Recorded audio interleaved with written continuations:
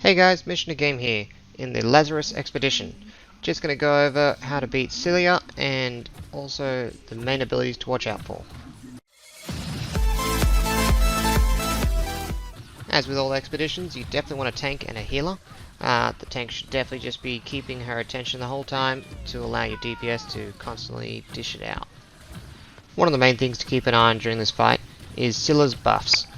Above her health bar there is a black and white buff which kind of looks like a little sun, and this buff basically makes her deal more damage but also take more damage.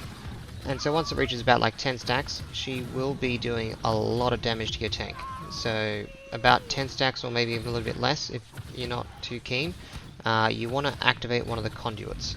The conduits are those floating balls above the circle platforms that appear during the fight. Once activated, after a few seconds she will run to that conduit and remove the buff, making her damage and the damage she takes back to normal again. However, the player that activates the conduit will receive a 5-minute stackable debuff, which increases the damage that she deals to you. Meaning if only one person activates these conduits for the fight, they will get basically one hit from any of her attacks. So you'll definitely want to distribute activating these conduits between your team. Not just one person should be activating them, otherwise that one person isn't going to be in the fight for very long. And you don't want your tank to actually activate any of the conduits, because he needs to tank, and taking extra damage during the fight is definitely not what you want for him. Alrighty, so on to her abilities. Basically her normal attacks you'll be fine with, as it's basically just like tanking any other mob that does melee. But she does have a deadly spear she loves to throw. So dodge it if you can, but otherwise you definitely want to keep in mind to stay away from the edges, as she can knock you off.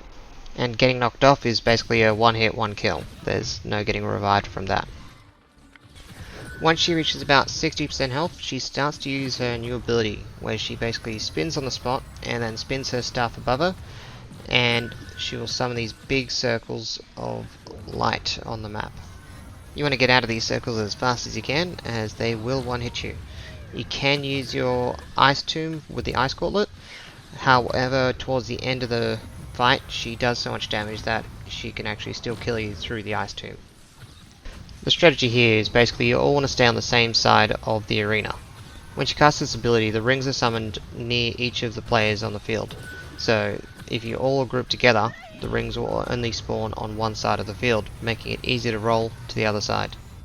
If you all stay spread out across the area, you will notice that you'll only have really small spots on the area to actually run to hide, making it really difficult to actually choose which side of the arena you should actually run to. Next ability she starts throwing at you is the Energy Wave. This is slow moving, but it does have a very wide area of effect.